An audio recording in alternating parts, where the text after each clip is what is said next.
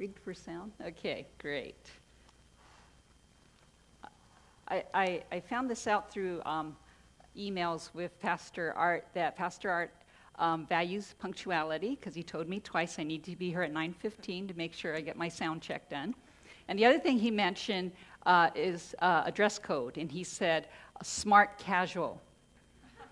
Yeah, exactly. I didn't know what that meant.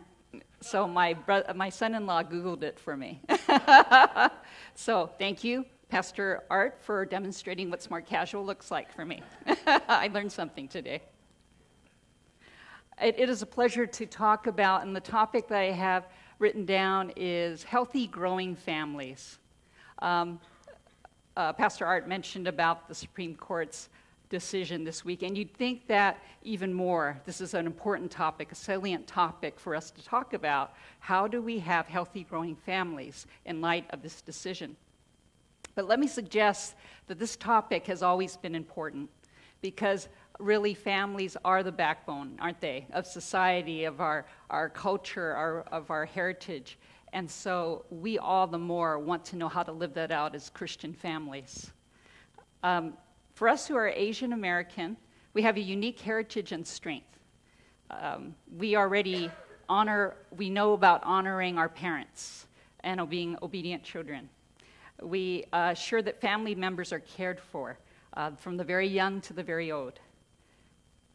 And yet we live in America and have had to learn how to navigate being in this culture as well. And of course, Christ is foremost to us. But how do we bring these experiences and values all together and be a healthy family? When I think of health, I think of being a sound in mind, body, or spirit, free from disease, free from pain. Is there a day that doesn't go by, especially us older folks maybe, that we don't think about how can we be healthier? How can we care about our bodies and things like that? At our church, one of the ladies of our church has done this more than once, but right now she has broken us up into groups of 3 for those who want to, and we are exercise groups together. We're teams. And so for a year, we've committed to exercise for 70 minutes a week, and then we combine those minutes as a team. And if we can maintain that, then at the end of it all, we've put in $20 for this. We get to go out for a big banquet after that. So it's the whole 1 year, and do this commitment. If we fall short, we have to pay in. So there is a cost to that in that way. But we don't want to let our team down, do we? So we're staying committed to this, and it's been a good, healthy promotional thing at our church. I know my husband did it this past year, and he did really well with that, and I'm joining in this year. So I'm kind of excited about that banquet at the end there. So we care about our physical health, right? That's an example of our physical health. But we have all these other areas of our lives, emotional, relational, spiritual well-being, that we also want to address. I want to give you a little of my personal background. I'm from Cantonese descent. I'm second and third generation, depending on how you count it. And I was born and raised in Los Angeles area. I had an older brother, and when I was 7, though, he died of cancer, a brain tumor at that time. He was 9 years old at that time. So that left me as the only child. As expected, this was devastating to my parents.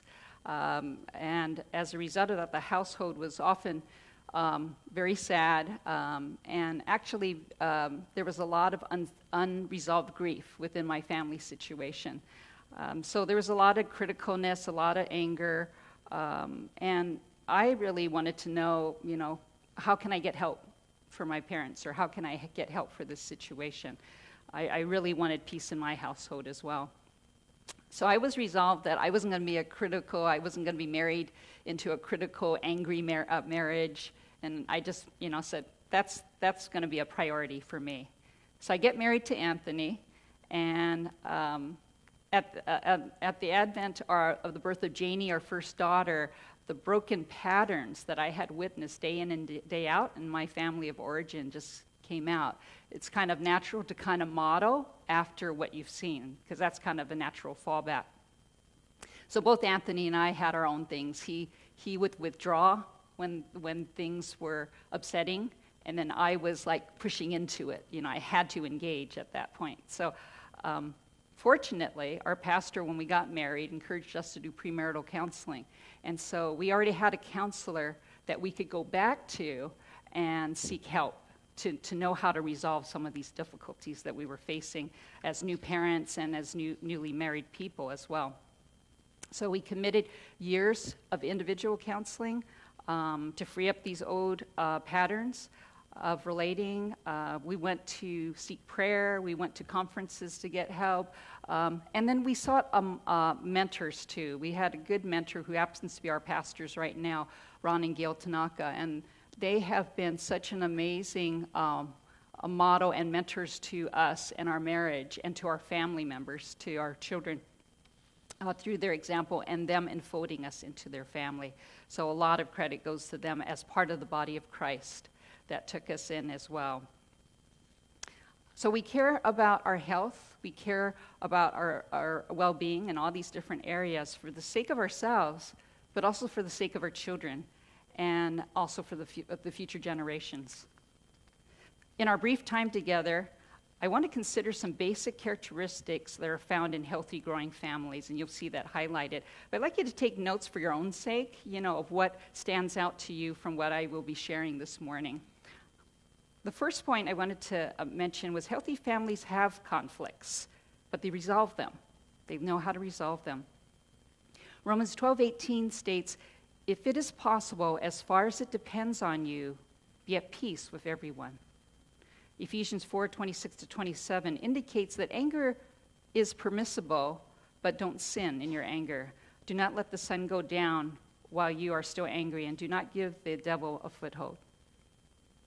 Recently, I met a woman who is a single mom who has a teenage son. She has raised her son on her own, and she talked about changes she was observing in her son, who was basically a very good boy, but was showing some outbursts of anger recently. "I just want him to be happy," she said. "If he is happy, then we all can be happy." I asked her about how she encouraged her son. And she would say, "I tell him I like it when you're happy."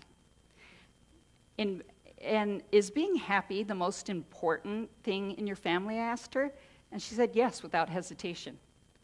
"What do you do when he's unhappy?" She said she didn't know because he'd go to his room, and she had no idea. So she wanted him to be happy, and then that there would be peace in the household. Now, I can relate to this lady because when I was little and my parents would argue, what I wanted to happen was them to stop arguing. I wanted peace for myself as well. So I totally get this. I wanted security, and I wanted things to be okay in the household. Our Asian culture teaches us to avoid conflict, to keep the peace. We are to endure. We're to take it. We are also taught that we are not to share our problems outside the family because if we share, we will bring shame on our family.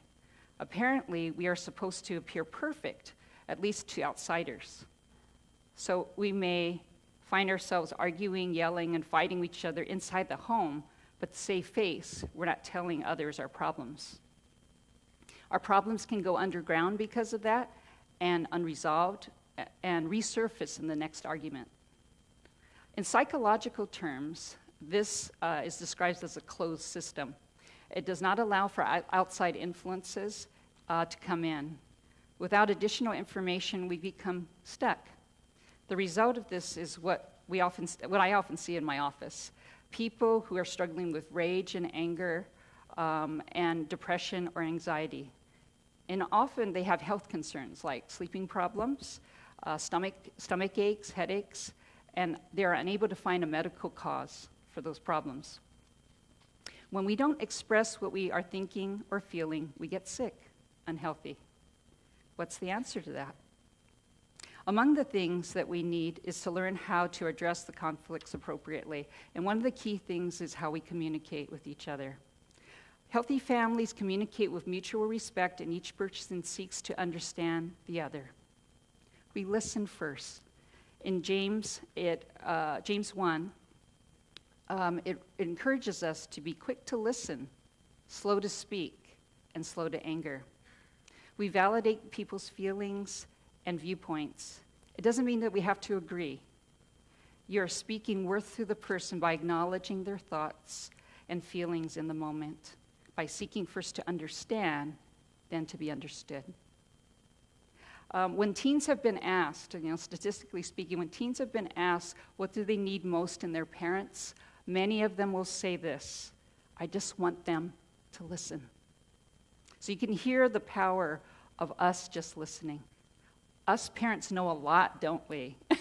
We have a lot of life experience, and we'd love to share that with our kids. And our parents did that with us. But what our kids need first is for us to listen to them. Okay. And I know it's the desires of our hearts to know them, and that's the doorway. So communication includes 3 elements: body language, words, the words themselves, and the tone by which we say that. Okay, so tell me what I'm feeling. My son just moved out of the house. What feeling am I expressing? Kind of sad, huh? Yeah, okay. But what if I said, my son just moved out of the house? What am I expressing then? Yeah, joy. Okay, right? Okay, same words, different body language, different tone, huh?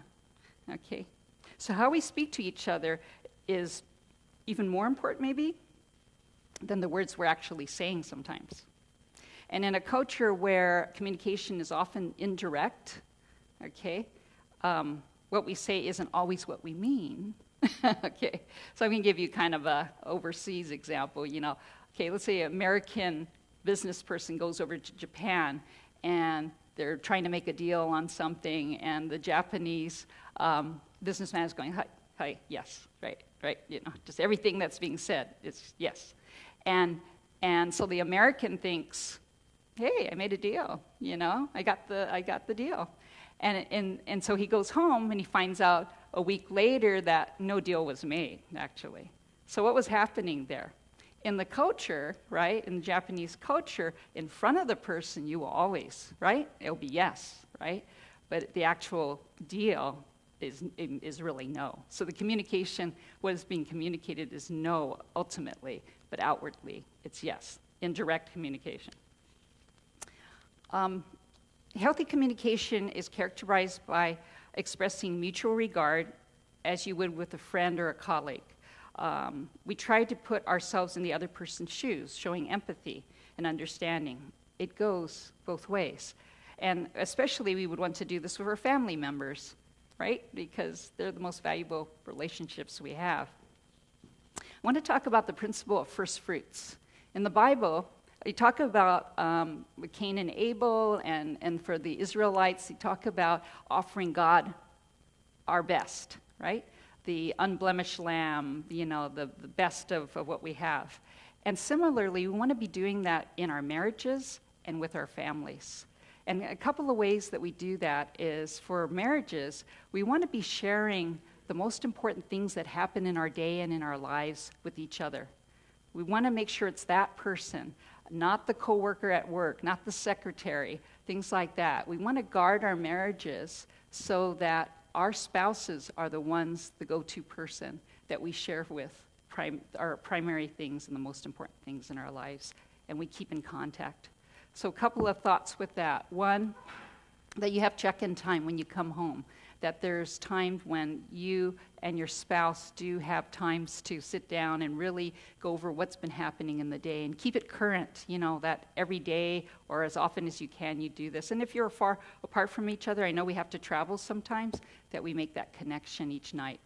My husband and I would start each morning praying together. We just sit up in bed, hold hands, and pray together. And that sort of set the tone for our day, too. It really did make the difference for our day, our week, and actually in the life of our children. Our children will reflect that back to, we saw you praying, and we knew our days would go better because we knew you were praying for us. In terms of with family, I know we come from a culture that works very hard. It's a value for us. that comes kind of naturally, whether we're students to, just adults that are working and things. And one admonition is to not work to the fringes, to allow for extra energy reserved for your family and on a regular basis. One thing that blessed us that my husband Anthony did was he chose to take work that would not take him away from home. And I know that can't always be the case, but he had a choice. He could be promoted, but that would mean he had to be a regional manager, and that means he would be away from the house for the whole week mostly and just come home on the weekend. Or he would take a lower position as a technician to enable himself to stay within the city so he could come home every day and be with us. And so he chose that. It meant a financial decrease for us, but that's how we did it. And I just want to encourage you, if this is on your hearts, to want to be available for your families, just bring it to the Lord, because he is provider. You want to take him up on that. He is provider, and he will provide. He will provide the way. But seek him as a couple, as a family, and he will provide, and he will show you creative ways to be able to make that work. Healthy families take time and effort to truly connect. I think Facebook is great. I think it's a wonderful way that we do connect with many people in all over the world. But it's only a start, isn't it? Because our deepest longing really is to be known.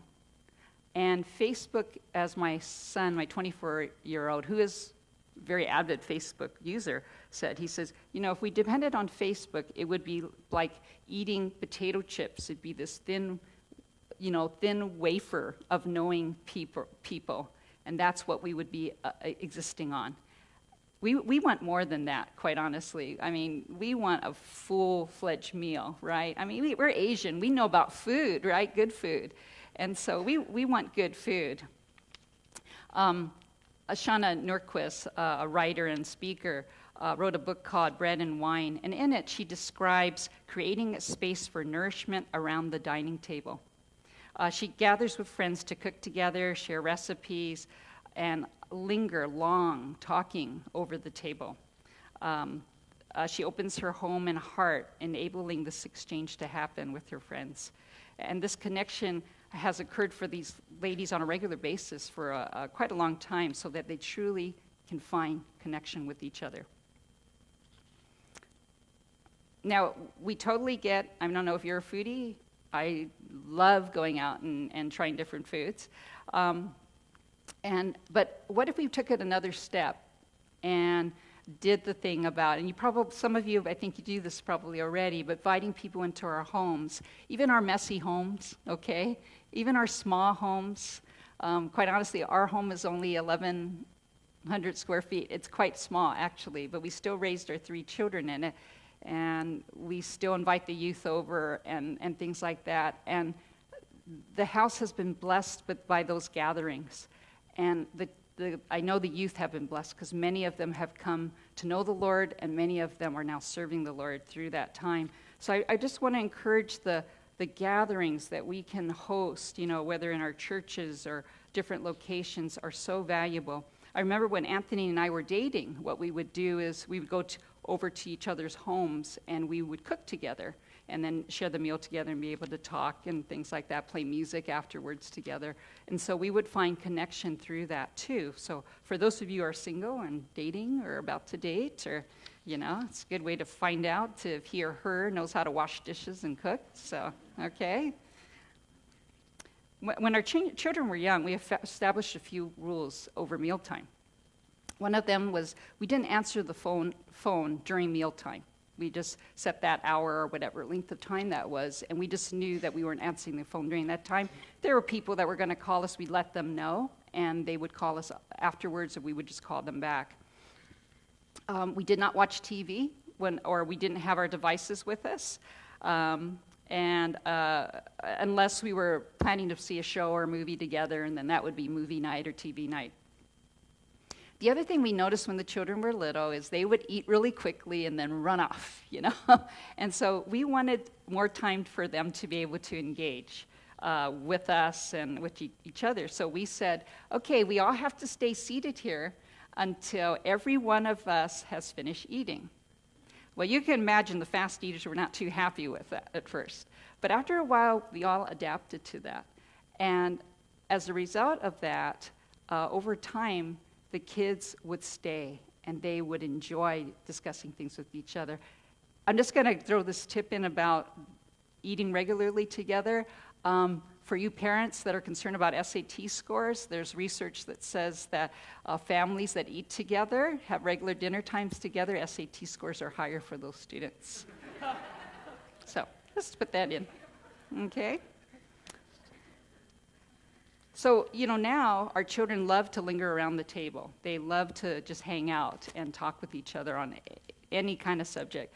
And maybe they're trying to get out of washing the dishes. I don't know. But anyway, it's wonderful to see them have opportunities to connect together.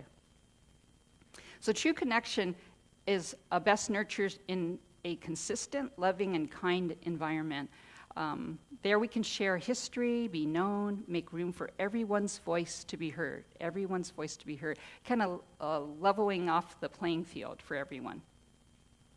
We can trust that we will be accepted with grace, and it's a place where we can be in process and even be wrong, but know that we are still loved and supported by those who know our story. It's a place where we can share our failures and mistakes without fear of being scolded or reprimanded. And this is a suggestion that at the dining table, it's not the place to pump information out of our children or address needs for correction. That can be done at a different time. But we want to keep that dining time a time that's pleasant for each other, and a place where we can feel an openness and a desire to be there, to be want to come to dinner together. I want to talk about a few things that are toxic to connection. The first thing is perfection.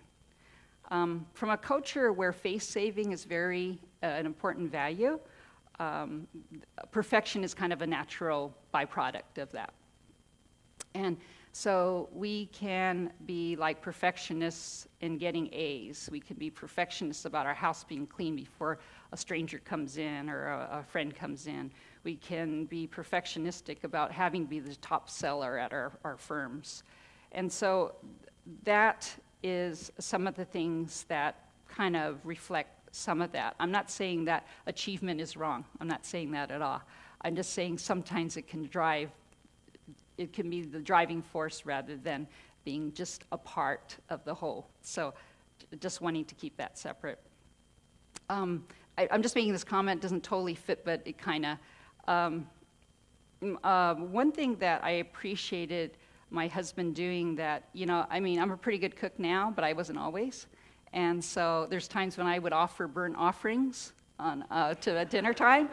But yet, even with that, my husband would still go, "Thank you, honey, for making dinner." And he set an example for our kids to be grateful, to express their gratitude. And so they are like that now. They will still say, "Thank you, Mom, for making dinner." So I guess I want to encourage that, a home of gratitude too, as part of how we connect with each other too. One wife came up to me and says, "How can I get my husband to do that?" And I said, set the motto. Talk to him too, about that we want to create this environment as a family. But also, you set the tone, Mom, and just expressing gratitude for your husband. Like I will say to Anthony, "Thank you for working for us," So we can do that as well. We are comfortable with making mistakes and even laughing and learning from our mistakes. When we do that, we allow people to know us. When we're vulnerable, right? When we're showing vulnerability, that we don't get it all right all the time. It's when we enter in, don't we? As friends even, right? Like we blew it there. That's what, oh yeah, I get it. I did that too before. And suddenly the relationship goes to a little bit deeper level because we show vulnerability and don't have to be perfect. A couple of other things that are toxic to healthy relationship is gossip. Now, gossip might feel satisfying initially because we actually are telling truth, but to the wrong person, okay? And instead of connecting, it actually divides us and creates bad feelings and distrust in the long run. So that's something that we want to keep from. And then the other thing is comparison. Comparison is deadly to our souls. I remember when I was a few years ago, and even this morning, because I found out I was actually, I've been called out of the bullpen, quite honestly. There was another speaker that was supposed to come today, and she wasn't able to. And so I started doing this comparison thing with that. But I'll go back to my original example because that's where the Lord met me.